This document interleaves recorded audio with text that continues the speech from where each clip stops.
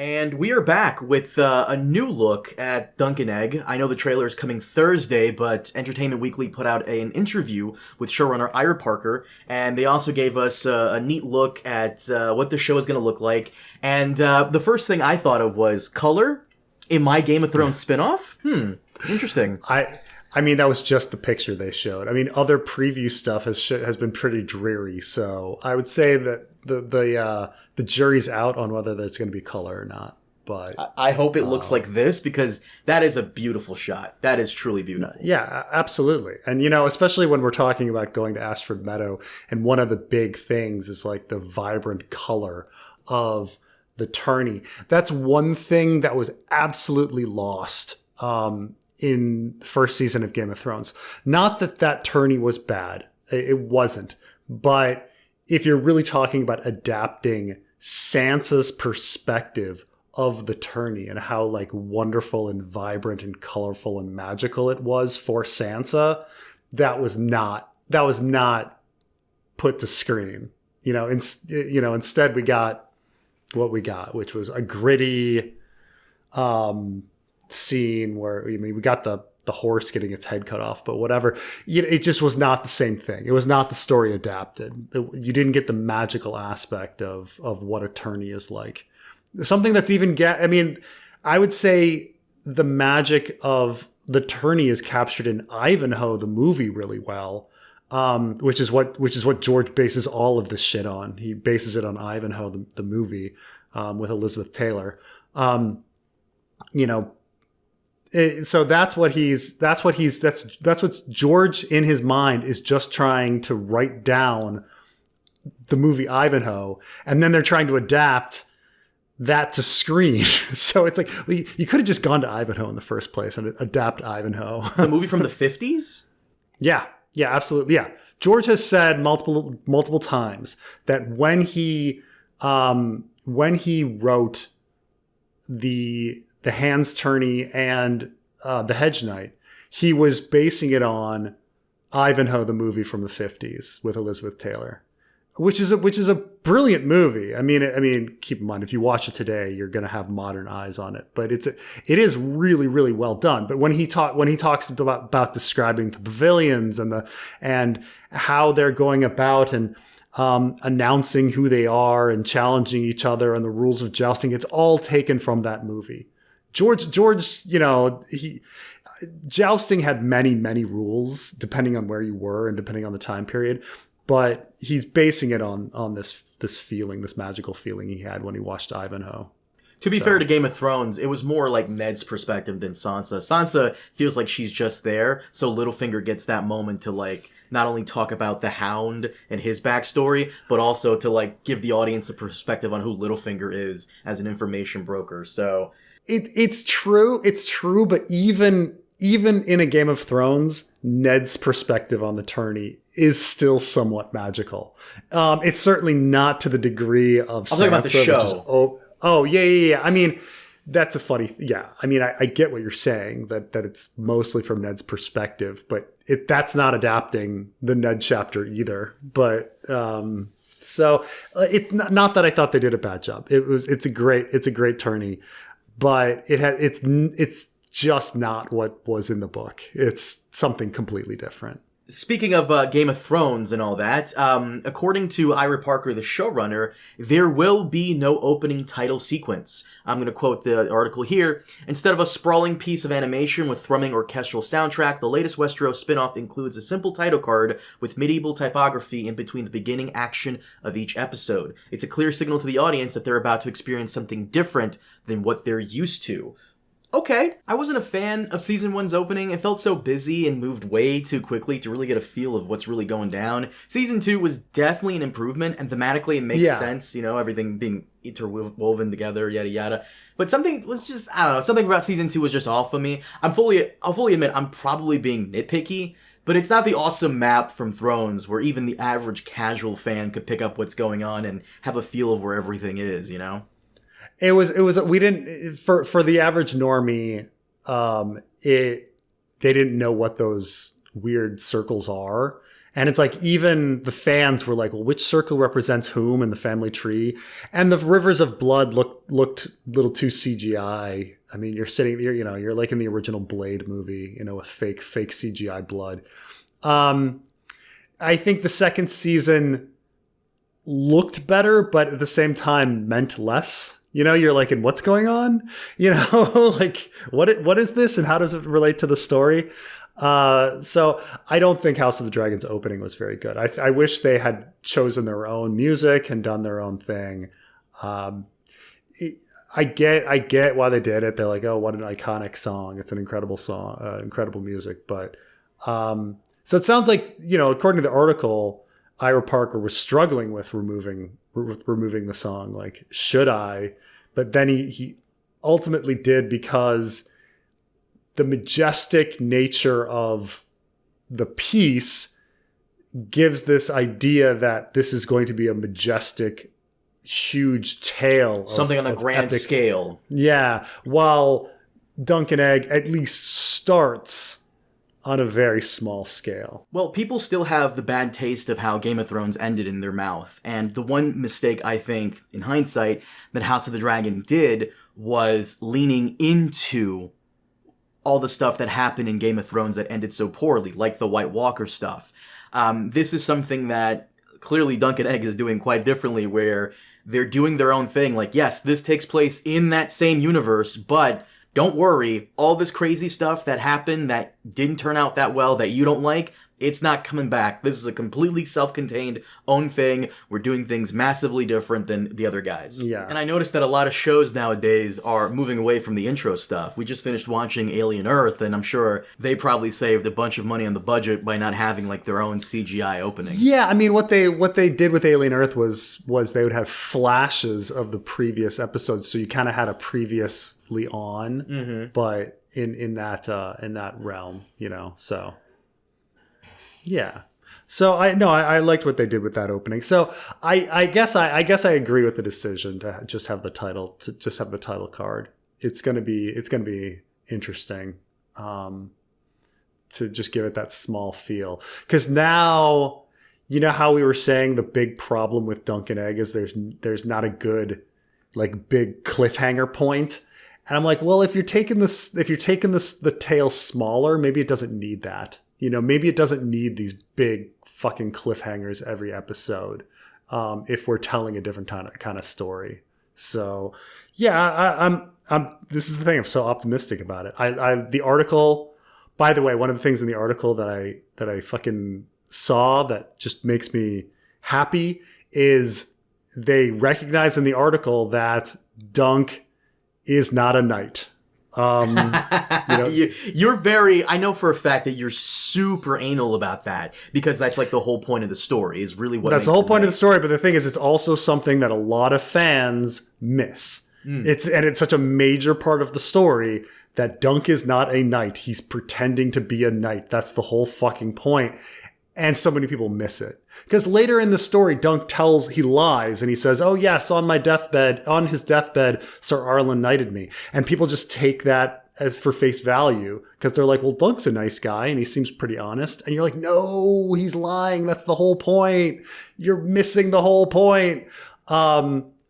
He's pretending to be a knight, just like Egg is pretending to be a commoner. Like, they're both frauds. Like, that's the whole point. So they recognized it. I mean, the person writing the article is obviously just basing it off of what the people he's interviewing are saying. And so I'm happy that they recognized the point of the story. Like, you're not going to have this fucking scene of Sir Arlen knighting Dunk on his deathbed, ruining the whole thing. So the article here also says A Knight of the Seven Kingdoms takes place well after the events of House of the Dragon, which is still filming its third and penultimate season, though it's no spoiler to say how Targaryen Civil War leads to the decimation of the Empire and the eventual extinction of dragonkind, which we kind of already knew that, even the normies. With the rise of Dunk, we're just over 50 years after the death of the last dragon, but, and he's quoting Ira Parker, that wasn't even much of a dragon. It was a sort of gnarled thing that couldn't even fly. If you can't fly, what are you really? They're just a fancy lizard. This is the one part I really I think you'll really like because you've always complained about this, kinda. At this period, quoting, nobody's really thinking about magic. This could basically be the 14th century Britain. This is hard-nosed, grinded out, gritty medieval knights, cold with a really light, hopeful touch. It's a wonderful place to be. We are ground up in this series. We are starting right at the bottom. We're not with the lords and ladies, the kings and queens. And apparently, this is something that Ira Parker said to George, that we're not really going to focus on any of the royalty. It's going to be straight on Duncan Egg. Yeah, I this is one of the things I really thought that was great about the original Game of Thrones, that they really nerfed the magic. It was a more gritty, real world. I mean, I disagree a little bit in that he says that this isn't a magical world. Like, the story still has fucking prophecy in it, and one of the characters literally believes that if he drinks some wildfire, he'll hatch some dragon eggs. But I do get what he's saying as well, because we only think Aerion Brightflame is crazy because who would ever think that drinking wildfire would hatch a dragon egg? But what if he, in a magical world, what if he wasn't actually that far off? Maybe he was actually really close. Maybe that was actually, like, you never know if it's like a magical world, what these, actions are. But because it's grounded, you're like, oh, the guy must be insane. He thought if he drank wildfire, he'd hatch dragon eggs, So, there is some magic in this story. There's some prophecy, or whatever. There's some telepathy or whatever's going on. But I always like the realism of the story. I think too much magic spoils a story. Just like, too much salt, yeah. Well, you know me. I like it when magic has rules, kinda. And George's magic does kind of have rules sometimes. It's not like Harry Potter where someone says some words and flicks a wand and boom, a fireball happens. In Ice and Fire and a lot of other these gritty, grounded fantasies, you can't really get something crazy out of magic without sacrificing something in return. In order for Melisandre to birth this shadow baby, she had to kind of steal Stannis' essence from him. And by doing it again, she would probably kill him. There needs to be some type of sacrifice there.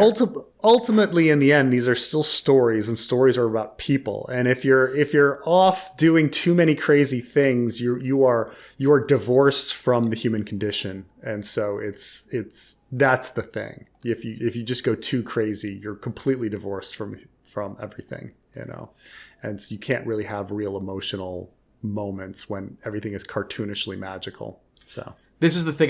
This is the part of the arc I like quite a lot. There's in regards to the Targaryens being in power. They're on edge because Maekar's other sons are MIA, and based on their welcoming by the crowds, the Targaryen name has clearly lost a lot of its luster in the eyes of the small folk. Parker explains why. They find themselves finally without the thing that put them in power, which is such a precarious position to be in. 50 years on from the dragons, people are starting to ask, well, why are we still letting them be in power? It's part of the reason why Parker theorizes the Targaryens even attend the Ashford Meadow tourney in the first place. They normally maybe wouldn't have even bothered with this backwater little town in the middle of the Reach, but they do because they have to be seen as still in charge. Like, if you actually look at Targaryen history, when the public was the most rebellious was when they had dragons. Ironically. And that they were actually, ironically. And that later on, you had Blackfire rebellions, but that's not really the people rising up. That's houses vying for power.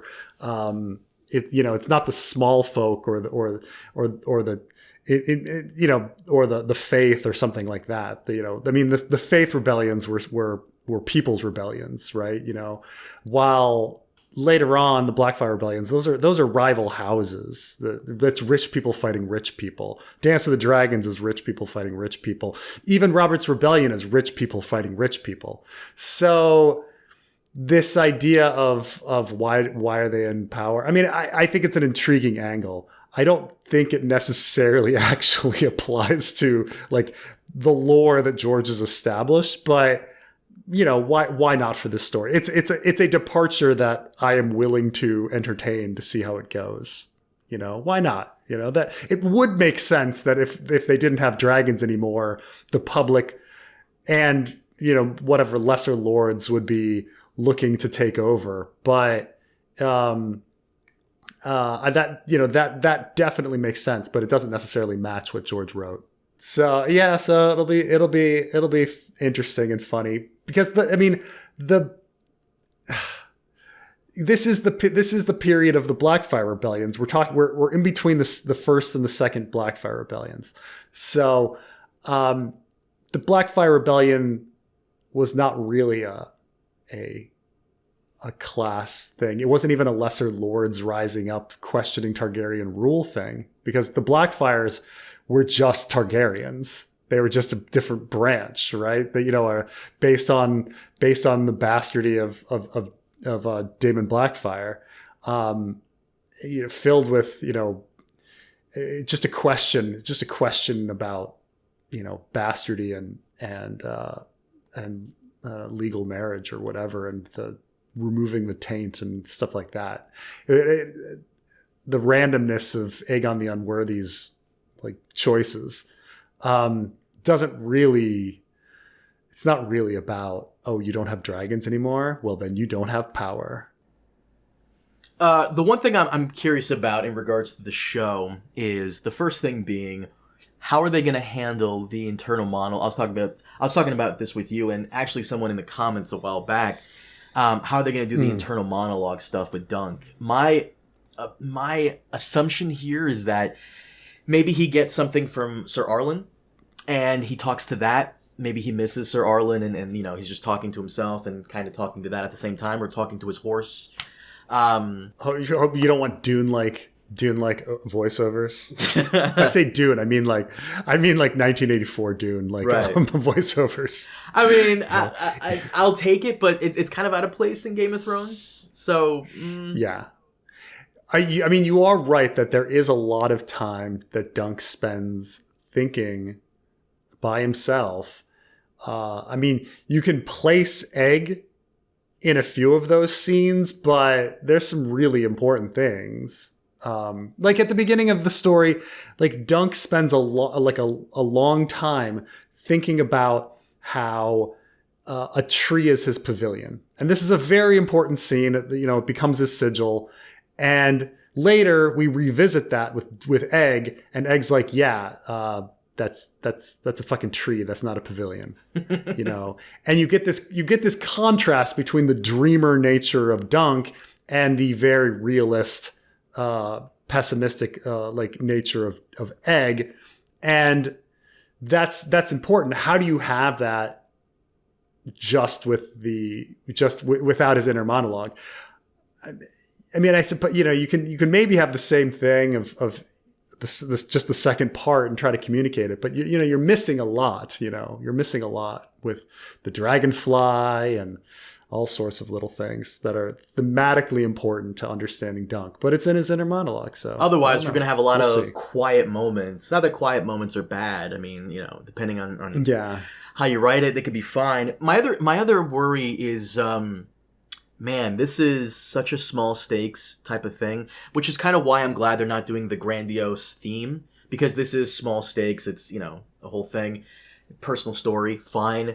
But I wonder how the audience, the normies, the casual viewers are going to react to that, because Duncan Egg can stand on its own. It's a great story. But the casual audience is so used to this grandiose scale and faction wars, because when you break it down, that's kind of what Game of Thrones and House of the Dragon is, faction wars. And Game of Thrones is how many normies were season 2 could have been an email, those sorts of people that are right, the people that are season 2 didn't have enough action in it, that could have been an email. You're no, what are you fucking talking about? That's the other problem, because like I was saying, what casual viewers really like, and they won't admit this, but they really like this. They like the Twilight style Edward versus Jacob shit. One of the reasons they love Game of Thrones is because it was faction wars. You can put yourself behind. It's Harry Potter, Slytherin, Gryffindor, Huffle, whatever the fuck, and they like that stuff. Yeah. There's not that here. They like the tribalism of it. They like the tribalism. It's not that here.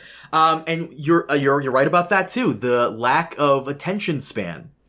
there's not a lot of craziness absolutely. happening in Duncan Egg. What are they gonna latch on to? Green apple Fossaway versus red apple Fossaway? That's about all you get. You last time you were talking about how there was like maybe 2 action scenes, Dunk beating up Arryn Brightflame and the tourney stuff.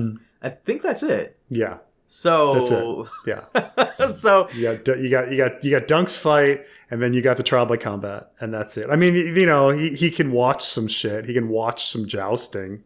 They can fill some stuff with that. Yeah. I don't know if you ever watched my my House of the Dragon episode 8 review, but because I was so annoyed with people saying I'm bored. I went back through my old comment section back when I covered season 4 Game of Thrones. People were saying the same shit back then too. They were bored. I'm bored. When is Daenerys gonna go? When is she gonna go to Westeros? Yeah. A buddy of mine who was covering it, he stopped doing throne stuff, but he was covering it back during season 2, and he was telling me how people back then were complaining that all Jon is doing is walking around beyond the wall. He's not doing much, which that's all Jon does for. I mean, this is why people like A Storm of Swords. It's the only book where Jon does anything. I mean, he fights a white and he kills Corran Halfhand. But then you got to wait until Storm of Swords where he's just all over, where he's fighting a battle. That's so fucking... Well, if you got to think about it, like, Storm of Swords, Jon does a lot of stuff. Even in season 3 Game of Thrones, he's not doing much. Like... No. I mean... Because don't they consolidate it? We just had to kind of have the one big battle at the wall in season 4, and that's season 4. Fuck, you're right. All he does in season 3 Jon doesn't do anything. He befriends Mance Rayder, has the sex scene with Rose Leslie, climbs the wall, and runs. Climbs the wall. Yeah, they try to make the climbing of the wall, or didn't they create? They made Orell like his enemy, more of his enemy. Yeah. They kept Orell alive longer because Orell gets killed when he first meets Ygritte in the book, and so they kept Orell alive so that they could have more him in it, more some white contacts on his eyes, that kind of stuff. Yeah, I mean, people are always complaining, not enough action.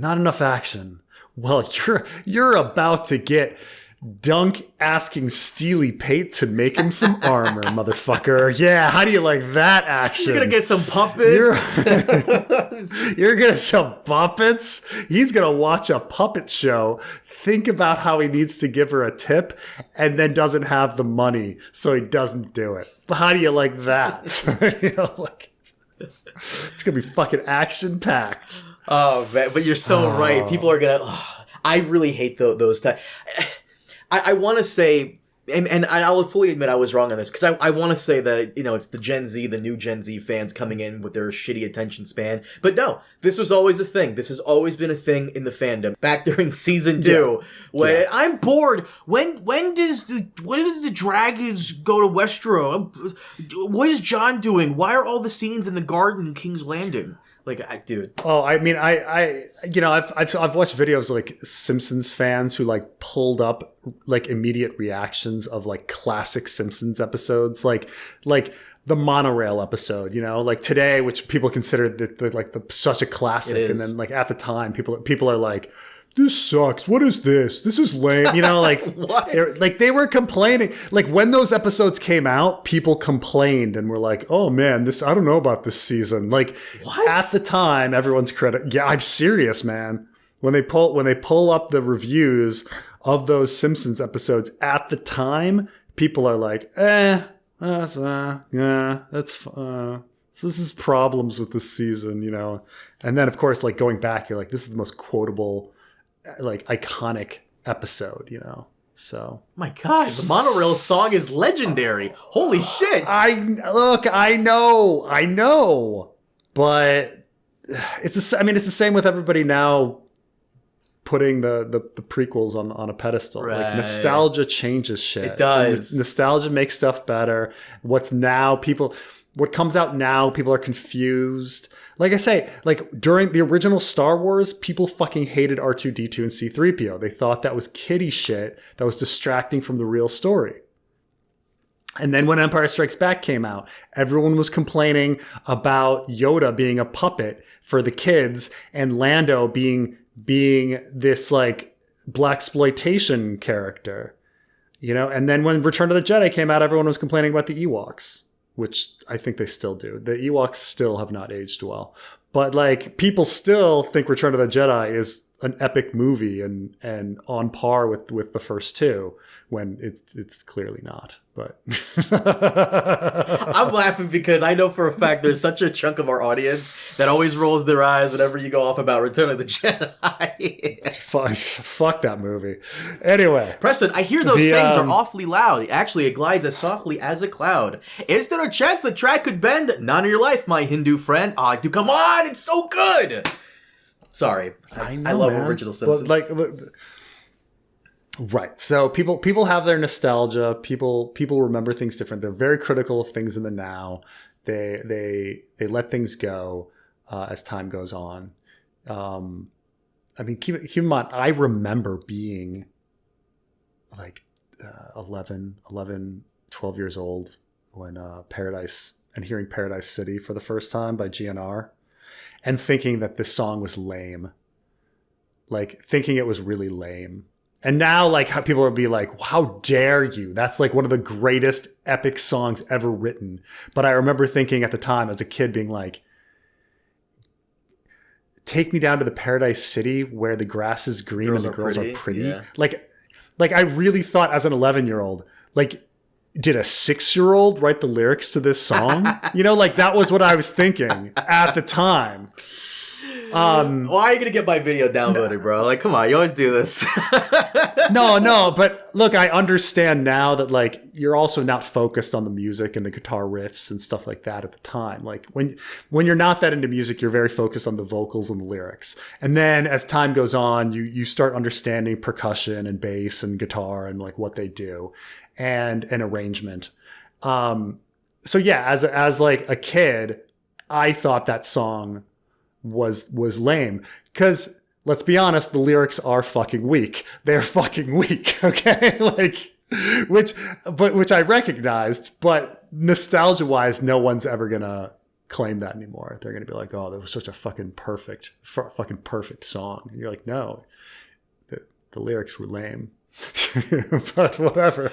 Preston, I've kept you for too long, but I'm hopeful. This looks nice. I hope they keep the color here, because when we saw that brief little teaser, everything was dreary. It was like very cloudy and no. The interview, the article, the interview, it just made me again very optimistic. I think you know. I think it's going to be good. I think it's really going to be good. Good for us. Yeah. But for the people who need keychains being, you know, jingled in front of them to keep their attention, maybe not so much them, but for us, this will. If you're looking for a companion book of the quotable quotes of Tansel Too Tall, you're not going to fucking have that with Duncan Egg.